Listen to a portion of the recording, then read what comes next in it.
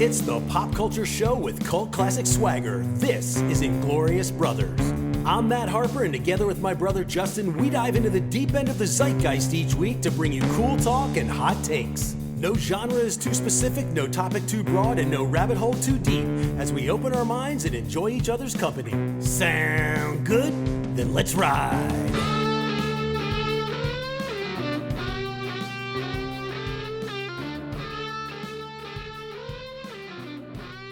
Hello and welcome to Inglorious Brothers. I'm Justin and I'm here with my brother Matt. And on today's show, a big first for a podcast done by a couple of middle-aged and middle-class dudes in 2026. We're finally discussing the Beatles. And while I'm not about to run through a year's worth of show notes to see if we've ever even mentioned the Beatles, there's almost no way we haven't. I can say conclusively that this is the very first time that we've ever dedicated an entire episode to any topic directly related to the greatest band in all of human history, or so they say.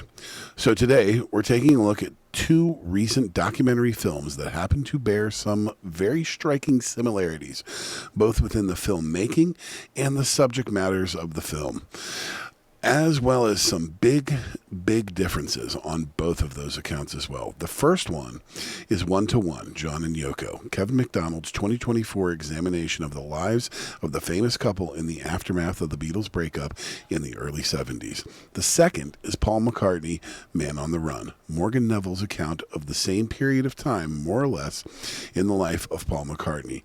These are two fascinating films about the two biggest Beatles, and we'll break down the similarities and differences therein in just a moment. Stay with us.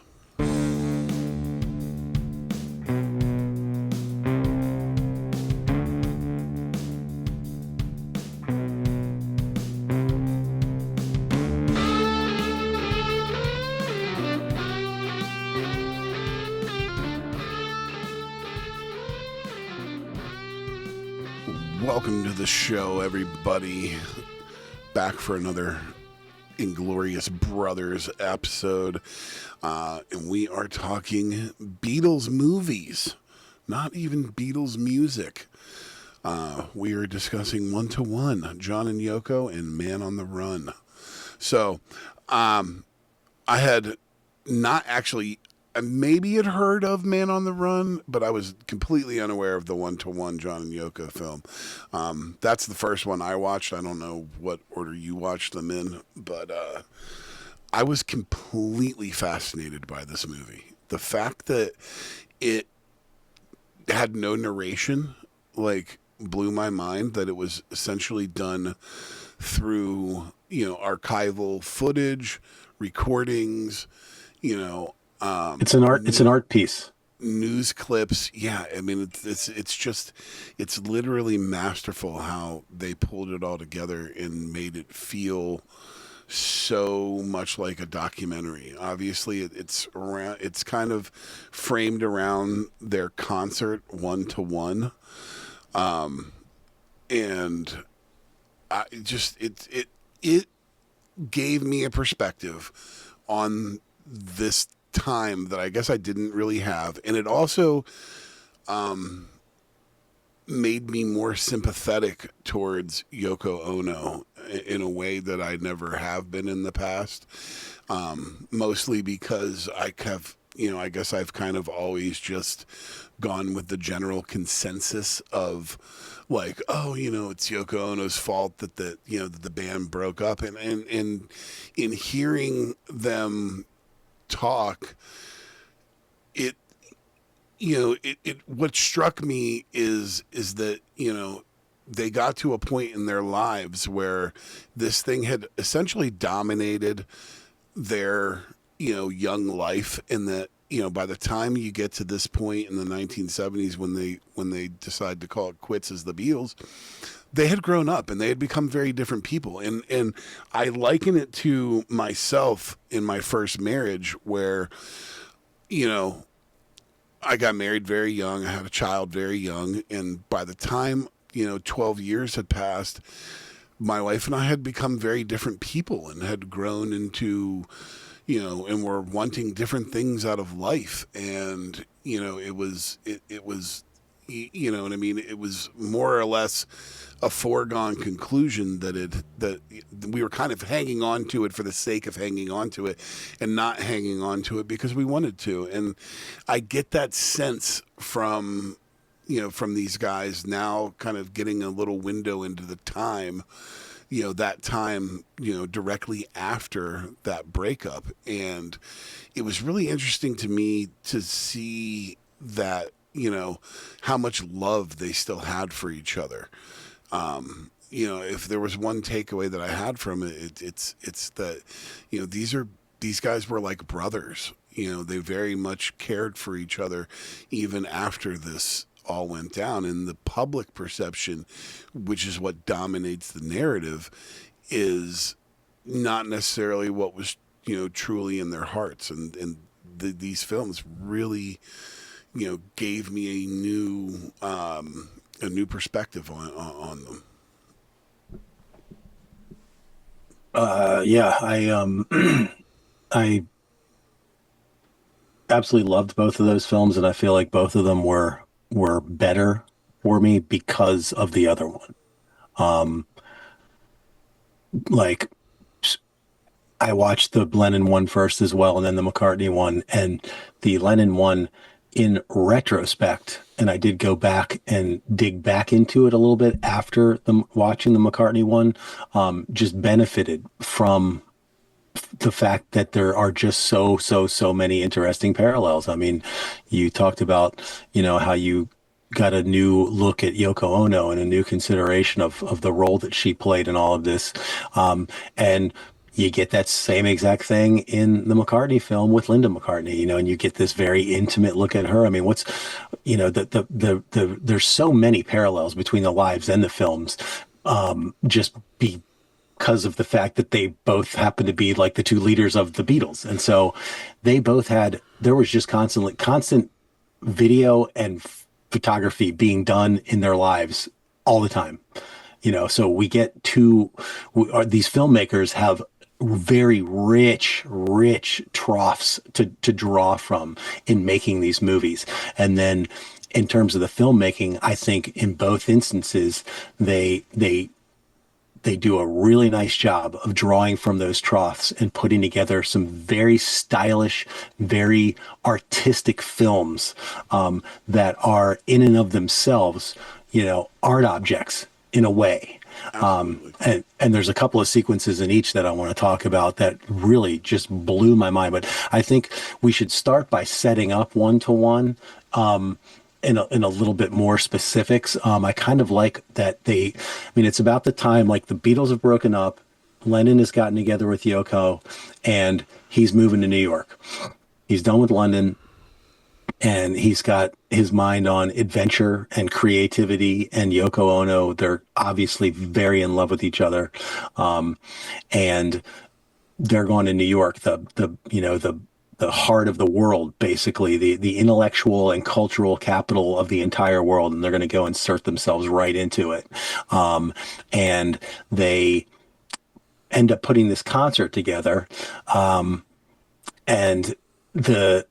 the movie is about that period of time: arrival in New York, getting their apartment, and then the things that lead to this concert, and then the concert itself. Now, they sort of play the concert footage throughout the film, but they also work some of these other timelines as you go throughout the film. And for me, the single most fascinating part about it, in terms of the story, was the reason for them doing the concert, which was the Geraldo Rivera report. Absolutely fascinating. What did you think of that? I thought so, one of the things that it's funny, as I watched it, I realized there's so many parallels with what's going on in our world today. And it really was like, it was very interesting because they obviously, they leave England, because of, massive scrutiny, and, they were the biggest thing in the world, and as big as we think they are here, they were even bigger there. And so they're just trying to live their lives, and, they come across the Atlantic and find themselves like in the middle of, a cause that they want to fight for, and the way that presents itself, I thought was just, was so, I struggle to find the words. Like, it is so poignant, you know what I mean? And just so on brand for them that when they get over here that they really feel like, they need to insert themselves in this predicament. Well, and they were not just artists, but they were activists. And I like that, Yes. Yoko Ono is in her very own right an artist and an activist, like independent of John Lennon. I think that's a big part of what drew him to her, is that like she was the real deal.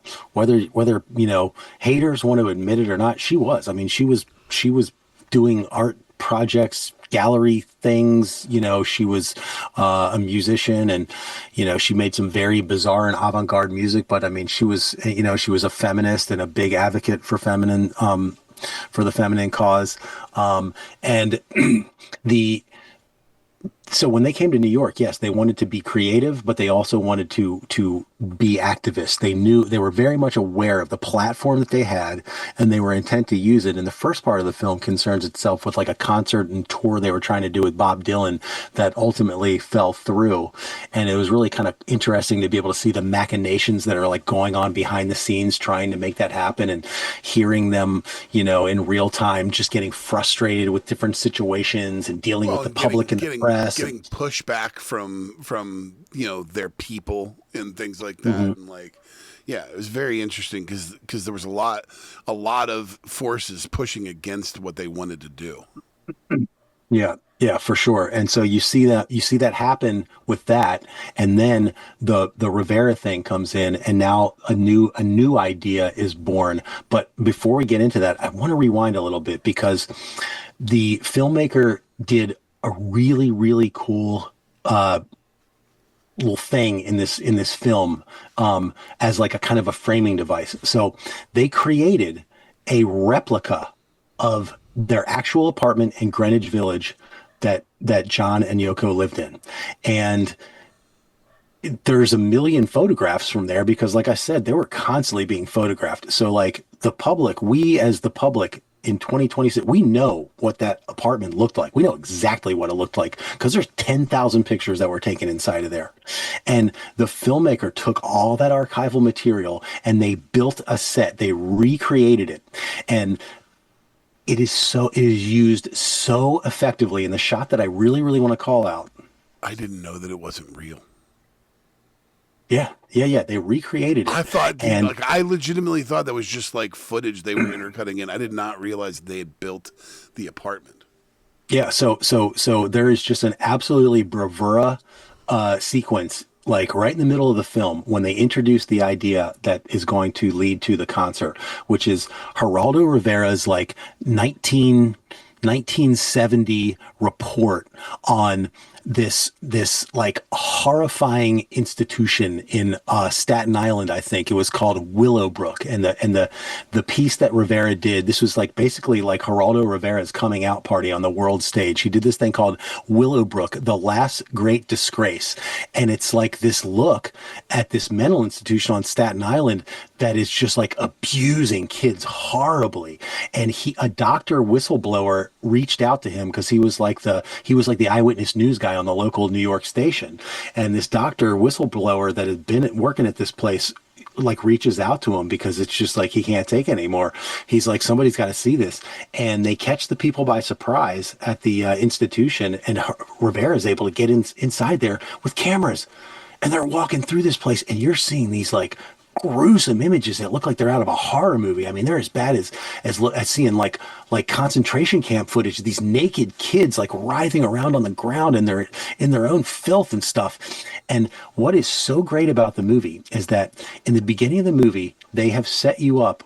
They've shown you this replica of the apartment, and John and Yoko very purposefully had this big ass TV mounted on a table right at the foot of their bed. And they're like, we're artists and we're activists. We're going to America, to New York City, and we need to plug into the consciousness of America, and we're going to do it with that television. We're going to sit in front of that television for hours and hours and hours on end, and we're going to educate ourselves about what the American culture is. And so throughout all of this stuff that's going on, they are sitting in their bed watching culture, and the filmmakers are giving us just like this random assortment. Like they'll just like throw a TV commercial at you, and you'll see like a news report, and you'll see something from another TV show, and you'll see footage from a talk show. And so they're like very artfully giving you this insight into like what is happening in the zeitgeist and all the stuff that Lennon and Ono are taking in. And in this incredible sequence, they show you the beginning of the Geraldo Rivera report. It's like you're watching it as you would have seen it on TV there. And they give you like 2-3 minutes. And then suddenly you're in Lennon and Yoko's apartment, and it's panning across their bed very slowly as you're still hearing the report going on. You're hearing the testimony, the doctor talking about what's going on. And ultimately it comes across the bed and the shot lands on the TV. And so now you can see the bed and the TV in the shot. And then all of a sudden, jump cut, and you're seeing a black and white photograph from the exact same angle of the exact same TV in the bed, but John and Yoko are now in the bed, and you can see they're just like watching the TV, like, and that's literally the moment that the idea is hatched to put on this concert. It's incredible. I mean, that's going to be on my top 10 list of like sequences. Well, I guess this movie's too old to do it for like a year-end thing, but I was so blown away by that sequence. I mean, it was so artfully done, just incredible, really, really incredible. And there was just silence. And then the next thing that you get after that, I put it in my notes. It pans across. You get the photo of Lennon. He's holding the guitar. There was like a guitar on the bed, like in the recreation. Now he's holding the guitar, and the last thing you hear the doctor say is, their life is just hours and hours of endless nothing to do, no one to talk to, just an endless life of misery and filth. And then the next thing you hear is Yoko's voiceover. She's talking to somebody afterwards. She's been affected by this film, and she says, after seeing that film, we just couldn't say anything. It was too much. And they're like, we got to do something for these kids. Let's call Rivera. They set up this concert. Rivera's in there with them. Like, who knew Geraldo Rivera had a relationship with John Lennon and Yoko Ono and created this concert? I mean, it's stunning. To me, by the way. Yeah, I didn't absolutely. Yeah.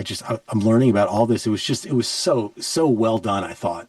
And when you contrast that with like what Paul McCartney was getting up to and around this same time, it's wild. It's quite fascinating. Well, I think the activism part of it is so important for right now, because the parallel that for me was, here are these two activists that are trying to navigate through an ultra conservative world, and we are literally living in an ultra conservative world right now. And yeah, we've had a conservative revival, and you're absolutely right. And I thought it was really interesting too, the way that they cut in the music. I thought that it was very masterful, the way that the song choices, and absolutely, and what they did, the rendition of "Come Together" was so good, man. Like in the message of that song is just, it's crazy. And the Beatles are one of those bands too, where it's like, I know so much about their music and the musicality of their music, but I didn't know as much about their lives. And when I say that this made me more sympathetic to Yoko Ono, it's when she starts explaining about, what she went through and the hate and the vitriol that was chucked at her throughout this entire time, and the fact that like she still holds her head up and like wants to help people, and like it gave me such a newfound respect for her. Like I guess I didn't realize. I guess I didn't ever put together like how tough it must have been for her Oh to my be God. in this situation. Well, in the film, Lennon describes her as, quote, an independent, eloquent, outspoken, creative genius. And he says that when he met her, he started waking up. I mean, she is an absolutely fascinating person. She's totally mysterious, and yet she's intellectual. She's a firebrand. She's outspoken. She's radical. She's a supermodel. She's gorgeous. I mean, like, she's a total artist. I mean, just an incredible person. But think about the fact that, like, prior to her coming into his life and waking him up, that's such a great way of putting it. He was in a bubble. Okay, he was in a bubble in at the top of the world. Where they were, they could literally do no wrong. And, it's very music during that time was very different because, it was the recording that made the money. That, it was, record, promote, promote, Right. record. And it's not like it is today where it's record, tour, relax, record. All right.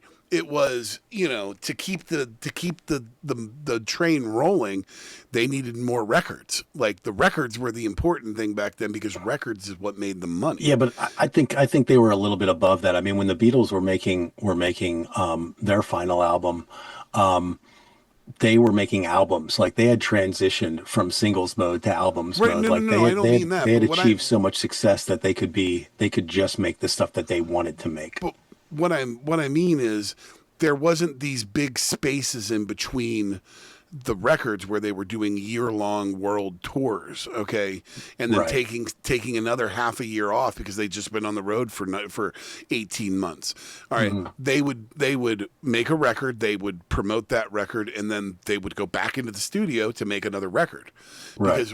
because that's what back then what the record companies needed. So what's your point as it pertains to like John and My point Yoko? is that it's clear to me that, like, they were burnt out on that notion. And so when she comes in, he's living inside of this bubble of, we're doing this, we're doing that, we do this, we do that, we do this, do that. And they're probably not up on, the world events because, again, they're the biggest thing in the world. Everybody's kowtowing to them all the time.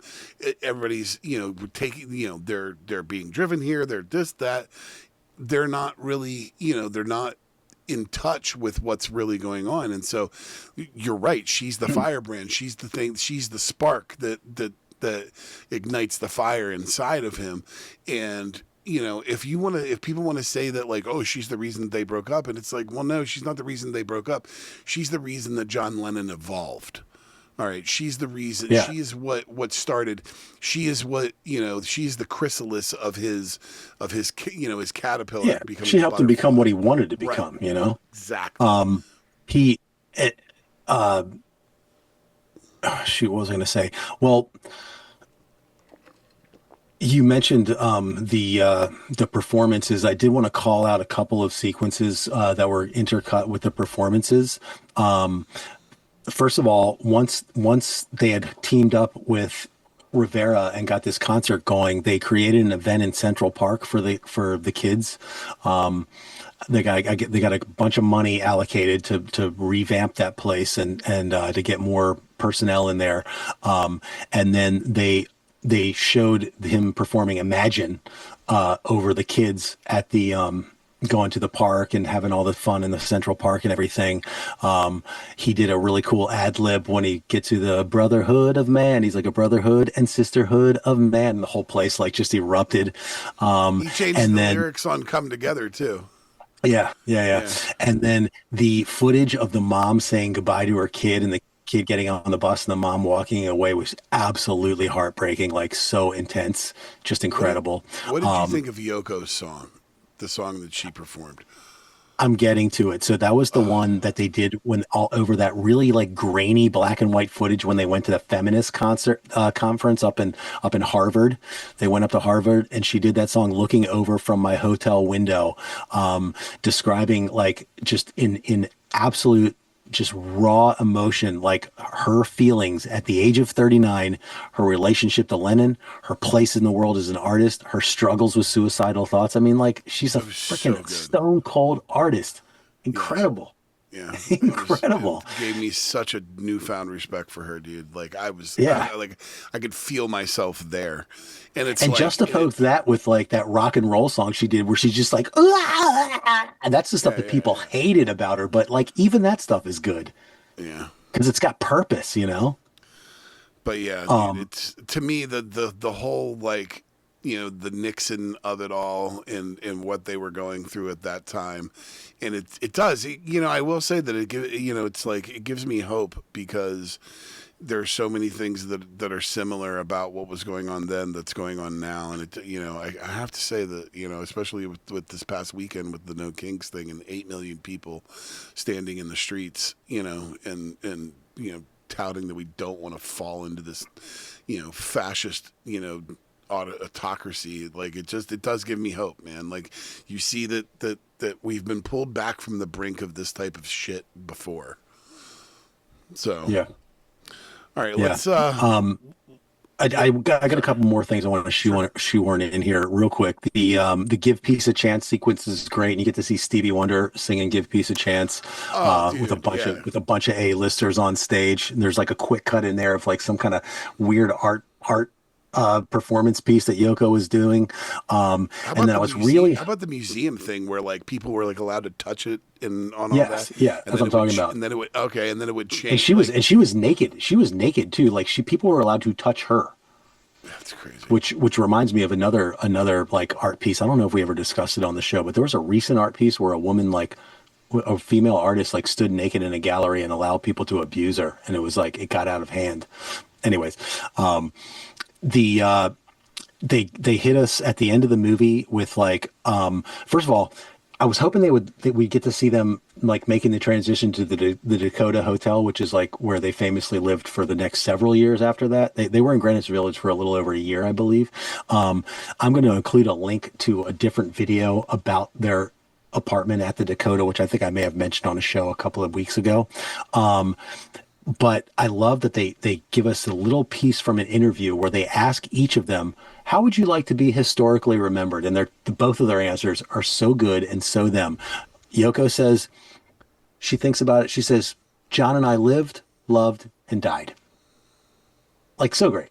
You know what I mean? We lived, we loved, we died. That's how I want to be remembered. And John says, he goes, just as two lovers, you know? Like, end of story. Yeah, I mean, they're Such a just so simple. just Like, such a simple guy. so great, so great. They give you a couple of title cards at the end, filling us in on the next couple of big events of their lives. The concert raised $1.5 million. Nixon resigned, and the couple attended the hearings on his misdeeds. Lennon learns that he's not going to get deported. Sean "Oh No" Lennon, who figures in a beautiful way in the McCartney movie, is born. And then roll credits. It ends on a positive. They let us know that Yoko was finally reunited with her estranged daughter years later, like 14 years after John's death. A great film. I definitely thought the superior of the two films, but I like the McCartney one as well. It was the McCartney film is a much more straightforward documentary. You know what I'm saying? It is definitely more what you would expect from a film like that. Whereas the other one, you were absolutely right, was very artistic in that sense. So Man on the Run essentially starts pretty much at the same point, directly after the Beatle breakup, when Paul, instead of going to the U.S. and isolating, he went to Scotland and bought a farm in Scotland and decided to isolate himself in Scotland. And more or less, again, another case of a man finding his way. You know what I mean? And how do I come out of being in the biggest band in the world in his at the time, and how do you make peace with that and move on to the next thing and be in love with the woman that you love and have privacy and have a life? And it was very interesting that that's where they how they chose to start it. and it makes Yeah, you Paul, know it's. Sorry, go ahead. Paul was desperate for normalcy after the maelstrom of the Beatles, whereas John Lennon was like, no, I'm still brimming with energy, and I'm going to dive even deeper into the public eye in New York City, in the in the center of the universe. It's just interesting that these two like huge creative forces chose such different ways to go. Although Paul was splitting his time between the west of Scotland and his beautifully appointed townhouse in London. But you're right. It is a much more conventional documentary. It's first of all, it's got narration throughout from Paul McCartney. Now they never cut to him like speaking. It's all just the narration from Paul and a few others, I believe. This movie, we should say, is directed by Morgan Neville. He's the guy who did 20 Feet from Stardom and Won't You Be My Neighbor, I think are his two biggest ones. He also did the Anthony Bourdain one, Roadrunner. But a good documentarist, but yeah, definitely more conventional style. Not to say this movie was without its artistry. There was some really cool like visual collage work happening in this thing, where he was able to take still photography and assemble it and manipulate it in such a way that in certain places he was able to kind of recreate scenes that happen, but there is no footage of. He was able to sort of create footage of them in a very artistic way, which I think should be shouted out for sure. And I thought it was neat because what's crazy is too is other than a small amount of time, Paul McCartney made one comment that I was like, oh, he was like, I'm a playaholic, which is which I thought was so such a good way of putting it, because music just flows through him in a way that I'm sure that it does with a lot of, major musicians, but, for someone like him, he was writing the fabric of music, and, he is the bard of our time that is, weaving his songs, to us, and it almost, it's like he can't stop it from happening. And, the fact that he like wanted his wife to be part of that with him, even though she wasn't traditionally like a musician or whatever, it spoke to his character in such a way that he's like, no. He's like, I need to be a musician, but I want you to go on this journey with me as well. And I thought that was such I don't know. I don't have quite the same take on that as you do, that particular thing. I mean, you do see that he was, very much a songwriter to the bone, and that like this music is going to come out of him now. I think you can really start to differentiate the styles when you see what he does when he's finally released and on the solo, because he is doing all kinds of different stuff, and he's digging into Scottish folk music and stuff like that. I mean, he ends up writing like the single biggest selling like Scottish song of all time. What was that called? The thing with the pipe band on the beach. Oh my God. Yeah. Amazing. But Wings was still like part of it. Mull of Kintyre, the biggest selling Scottish song in history. I think there's similarity between Linda and Linda. Sort of like she was kind of like forced to become a musician in a way. Like I feel like McCartney had such a high stature that he was kind of like, this is what's going to happen. Like you're going to be in my band. Because there's definitely some times when she seemed just like so uncomfortable, and that woman did not have a good voice. I mean, they found ways to use her voice that were okay, but my introduction to Linda McCartney in life came from the old radio show Don and Mike that we used to listen to. Yeah. They loved to play a tape that was pulled by a board operator at a Wings concert where they were playing Let It Be. because after a while we learned that like McCartney was able to start playing Beatles songs again. And so Wings would do Let It Be at the end of their shows. Linda McCartney was a background vocalist, and they apparently like the crew isolated audio, and it was terrible. I remember. yeah, they pulled her vocals, and it's just an absolute disaster. It's so bad. But when you think about it, you're in the middle of the concert. There's 12 people singing into microphones. It's during the na na na na na na na na na na hey Jude part. At the middle of a concert, listening to the whole mix, you're not going to be able to hear her anyways. So it's not like she was in a recording studio trying to. Because like when I saw Paul McCartney do that song, there was 100,000 people singing it with, and you wouldn't have known she was singing bad anyway. Exactly. So it's a little bit silly, but she did get a bad rap. But there were parts and times in this movie when she looked like she did not want to be there. And then when you also consider that alongside a lot of what the guys in the band were saying, which is once again, Paul McCartney tried to force a lot of things. He was strong-willed. He wanted Wings to be just like him and have that feeling that he had before when he was with the four guys that were actually on the same level in a way. The Beatles were kind of all on the same level, even though John and Paul were kind of over George and Ringo a little bit. They were on much more of a similar level than Paul McCartney and Wings, because it was Paul McCartney up here and then Wings was here. Right. Well, like the Beatles were brothers, and his wife, and those guys, like Paul McCartney was like Paul McCartney and Wings. Right. Yeah, exactly. That's what I'm saying. And so, he kind of forced these situations because he was driving at something. There was something driving him, something he was trying to get back to, that eluded him for a long time. And I think he got a little taste of it when Wings was at their zenith, when they had Band on the Run, and but he was doing a lot of chasing. I did like how the movie opened with the way that period of time kind of opened for McCartney more than Lennon, which was the whole "is Paul dead" thing. I like that they got into that a little bit, the whole death of Paul McCartney and that whole hoax that was sort of perpetrated on the public. Yep. And you got to see how it finally ended when a paparazzi photographer essentially tracked him down out there in Scotland. They realized it was him. They showed the paparazzi like grainy footage of McCartney off on his land, and the paparazzi's, a 3/4 of a mile across a couple of fields shooting this footage of him. And then he got closer, and McCartney got pissed off and like threw something at him, threw a bucket at him or something like that. And then he realized, that might be a bad idea. That might be a bad look.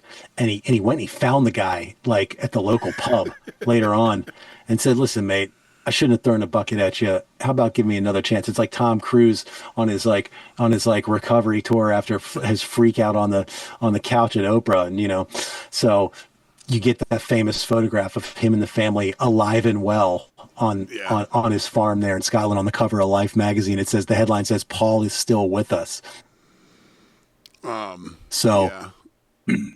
But then you get the parallel of like Linda being this artistic woman as well. And she is truly a great photographer. She's also kind of a fashion icon in a way, as testified to by her daughter, Stella McCartney, who went on to become a pretty famous designer in her own right.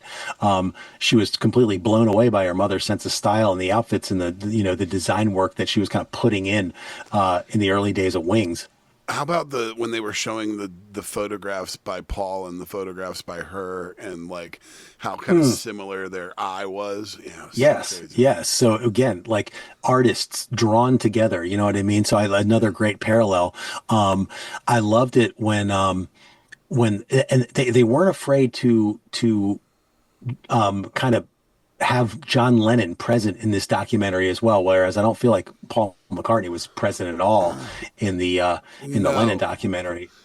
I thought it was really interesting how they wove John Lennon into this movie, and how much you got the sense that how much love they had for each other. I thought it was super interesting how they talked about John being really supportive of his music, and but before they got there, because this documentary was so like more conventional than the other one, we got a whole bit about like the dissolution of the band, the Alan Klein affair. They had gotten this manager, Alan Klein, and he was an American dude, and John Lennon was over in America, and they were like buddies, but Paul McCartney like kind of couldn't stand the guy. They were constantly being hounded about, like, when are the Beatles getting back together? When are the Beatles getting back together? Like, every time they went and did anything, that's all anybody wanted to know, which must have been just completely maddening for them, but How especially about when for they were Paul. like throwing the money at them? Yeah, it's just like that's all anybody wanted, and that's just not what any of them wanted. Like they were done with the Beatles. Like that's all. I mean, McCartney says all he knew in his life at that point was he went to school and then he was in the Beatles. That's it.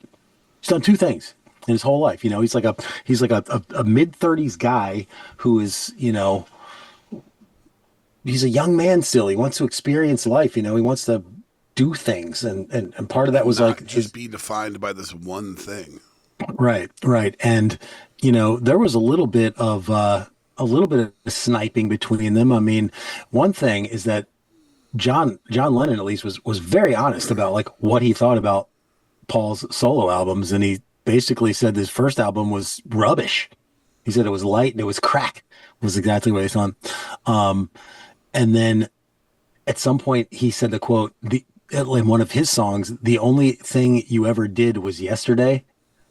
And Paul McCartney definitely took that as a slight. And so, yeah, he had the song called like "How Do You Sleep" or something like that. Like "How Do You Sleep at Night?" And it was Alan Klein's idea. I mean, the whole thing was kind of sad because they didn't really feel that way about each other.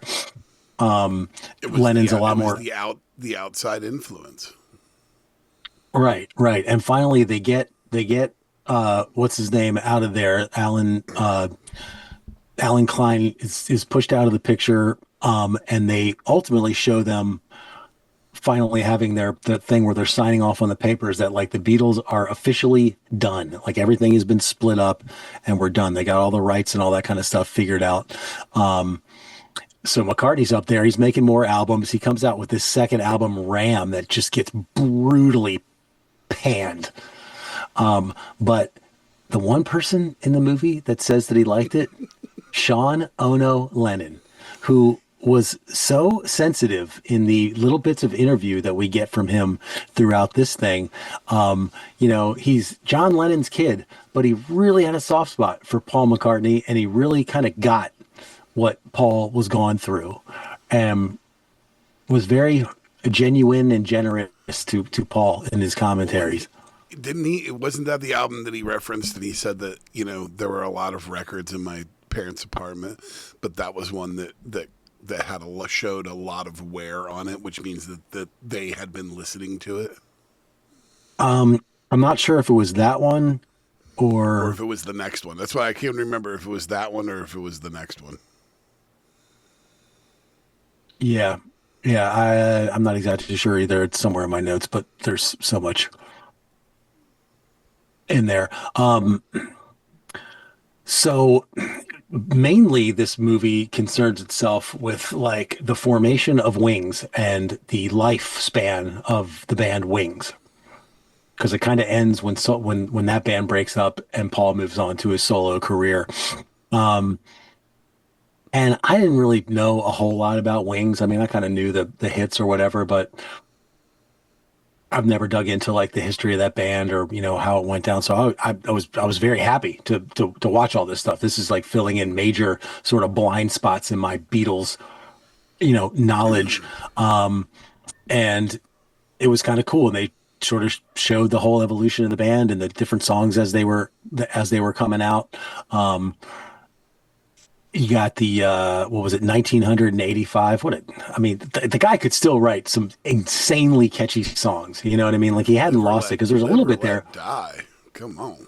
Yeah, incredible. There's, And there's some I ridiculously good songs that did come out of that era.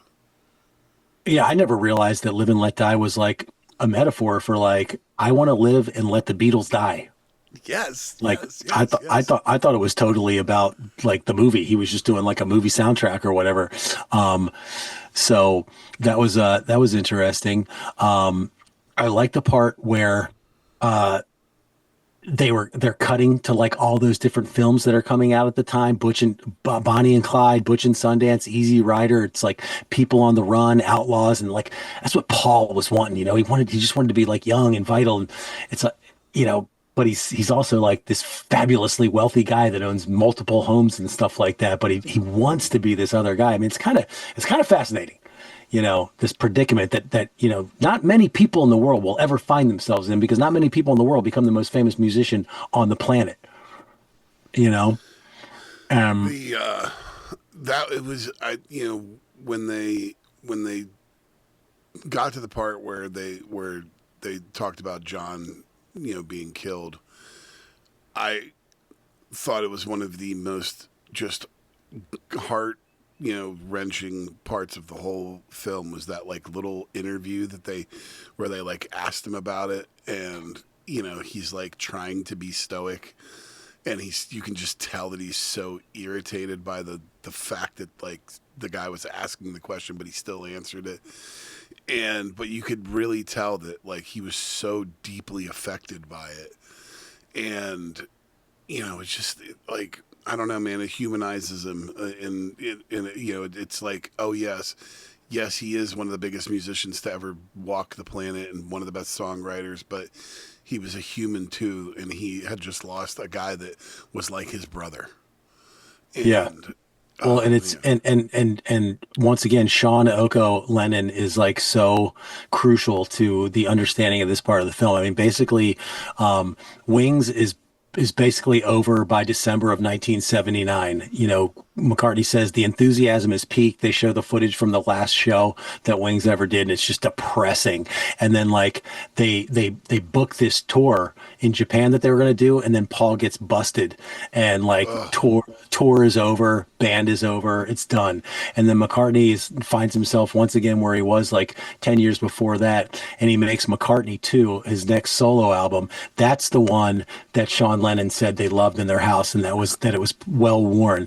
And they showed a little clip of John saying like, oh yeah, there's got a lot of good stuff on there, so he liked it. And then Ono lets us know that they were cool with each other in the end, because like at the end of the 1-in-1 doc, we didn't get the John Lennon death. We got it was a moment in time.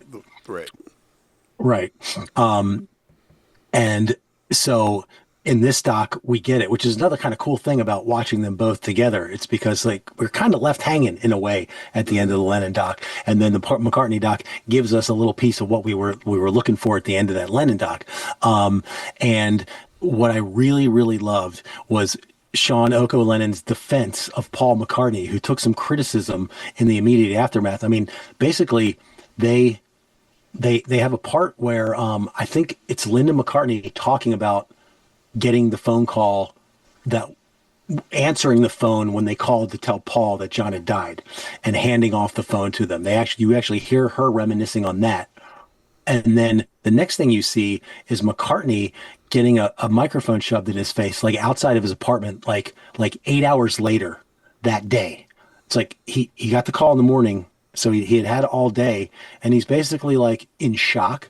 And they interview him outside of that building, and he is so just like nonchalant and chill about it. He's like, yeah, it's a terrible thing. Like it's really wild, and he seems like aloof, but Sean Lennon is like, nah, I can see exactly what's happening. That guy's in a state of shock right there. He would never be aloof about this. He didn't know how to process this. He shouldn't have been being interviewed right then and there. They caught him by surprise, and he was throwing up a defense mechanism and hadn't even begun processing what was going on. So I really love that. Of course, they end up canceling the Wings tour at that point because of like safety precautions, because they were so freaked out about all of that kind of stuff. And the last little bit of like performance that you get in this film was a beautiful, beautiful rendition of You Are My Sunshine with Paul, Linda, and that guy Denny Lane. Absolutely beautiful. And in that one, Linda was actually doing some decent singing. So yeah, it is nice how they pull it back together at the end and show you that like him and John were cool at the end. Yeah. Let me ask you, have you ever gotten to see like Paul McCartney? No, No, you know I haven't seen Paul McCartney. I don't know that. I don't know that at all. Okay, go ahead. Sorry. I'm not trying to like rub it in your face. Come on, man. Go ahead. You know that it's, but I had a moment personally in when they were doing Live or Let Die, and they get to the the opus part of it, which is the dun dun dun, and they're doing the fire, like the fireworks, or like the pyrotechnics, I should say, on stage with that, and I was like, oh my god, they've been doing that since he started, that's been a part of his show for 40 years. Like, I like absolutely love the fact that like that part of that show has essentially, it's gotten obviously bigger, but is kind of unchanged from the way they did it, when they first wrote that song. And like, I just thought that was so cool, because it brought me back. It brought me back to that moment. And, I remember, and I still to this day, like, one of the things that I will always say about that performance versus anything else I've ever seen live is that it was very, it's about as close to a religious experience that I've, feel like I've ever really come to. And, because you had, 100,000 people all in the same like wavelength, for a moment in time where you're just all together. And, music is a beautiful thing in that way, that it could weave 100,000 strangers, together in harmony all at once. And it takes a special person, special people that are able to do that. And, Paul McCartney is a treasure. And, John Lennon was a treasure. And it's sad that John didn't get to have the latter half, that his flame burned out so young, because, Yeah, that tragedy was very apparent to me in watching these things as well. Yeah. Like that, we get to see all this from McCartney, and just like God knows the amount of creativity that guy had, like what he would have come out with. I mean, when you look at his solo work, Lennon's solo work in the time, after the Beatles, like, it's pretty damned incredible. Who knows? There's a couple of other things I wanted to mention. That one big parallel that I found between the two films. I mentioned, of course, how just blown away, gobsmacked I was by that one set piece in the Lennon film where they panned across the bed and then cut to the black and white still photo. Did you notice they did that at the very, very end of the McCartney movie as well? They showed like a modern day sort of like, it was a film. It was an live action shot, but it was like a photograph, because it was just a still shot of the vista from the farm with the fence looking out over the hills. Mm-hmm. And then it cuts, and it's almost the exact same shot. And it's Paul McCartney as a young man, when they first were living there, walking across the edge of that fence, like trying to keep his balance, and then like losing his balance and falling off and like jumping into the abyss. And I'm like, yeah, good metaphor to throw in right there at the end. McCartney just like taking that leap into the abyss, and he doesn't know where he's going to land. And it's kind of like what that whole movie was about, was like that one motion, McCartney jumping into the unknown, which is good. There was also a quick little shot. He had wings like out on a boat on some loch in Scotland at some point to shoot a video and do a photo sesh. And they had a moment, and I love this when you see this in docs every now and then, where you see like live footage of a photo session happening, and then you get to see the photo that was taken in that thing that you just watched of that, you know what I mean? So they have one of those, and it's like, it's so fascinating to kind of go back and forth. And then the last thing on the movie is that they, the song that they finished it out with, which was Let Me Roll It, which is just like perfect for the ending. It's the one where he says, my heart is like a wheel, let me roll it to you. And that's what he does. That's what he spent the rest of his life doing, is putting his heart out there for us, Yeah, no, I'm with you. He, like I said, he is a cultural touchstone, and thankfully we've gotten many years to enjoy his presence with us, and sadly his brother was not given that opportunity. Nope, nope. I wanted to mention, if you are looking to fill out this puzzle, or this project with the Beatles, there is on Max a two-part Martin Scorsese directed George Harrison documentary called "Living in the Material World." And now it came out in like 2011 or something like that. But if you want to get the George Harrison end of things, I'm sure that this period of time will be in there somewhere. It's not. I don't think it's like these movies where it's all about that period of time. But that's out there for you if you want to check that out. And speaking of documentaries about. I was going to say, there's also a documentary on Disney Plus that I almost turned on the other day. That is a Beatles documentary. God, of course, I can't remember what it is here. I'll look it up. Hold on. Go ahead. Go on with what you were. Well, there's also Get Back, which everybody saw a couple of years ago during the pandemic or right after the pandemic. That's what's on there, I think. Yeah, Get Back that's like a must watch. That's like one of the most incredible things ever. And you know that in 2028, I believe there are 4 Beatles movies, like live action Beatles movies, one about each Beatle coming out. So we have that to look forward to. Last thing, I just watched The Rise of the Red Hot Chili Peppers, Our Brother Hillel. If you are a Chili Peppers fan and you want to learn all about their original guitarist, who some people don't even realize existed because John Frusciante became such a integral part of the Red Hot Chili Peppers sound and the most dominant portion of their career. They had a guitarist before John Frusciante. His name was Hillel Slovak, and he and Kiedis and Flea were like brothers. Just like Lennon and McCartney were brothers. Yeah, he died of an overdose. Yeah. So if you're into the Chili Peppers, definitely check out that movie. It's really well made as well. So there's 4 documentaries, it looks like. There's Get Back. They also did one in 2024 called The Beatles Let It Be. That's the one that I almost turned on. Yeah. There's always a ton of Beatles shit. Beatles 64, which also came out in 2024. The Beatles Anthology, and then one that I'm going to watch very soon. There's something on Hulu called McCartney 321, and it's the picture is, I'm pretty sure, Paul McCartney and Rick Rubin. Interesting. Yeah, I did hear about that. I heard about that. I heard something about that. Yeah. Yeah. So there's plenty of Beatles material out there for you to digest. The Beatles anthology that came out on TV like in the late 90s was also amazing. There is some great music that came out of that it's one of my absolute, favorite Beatles songs. Off of Anthology 1 was You Can't Do That. It's this older style Beatles song. It's so damn good.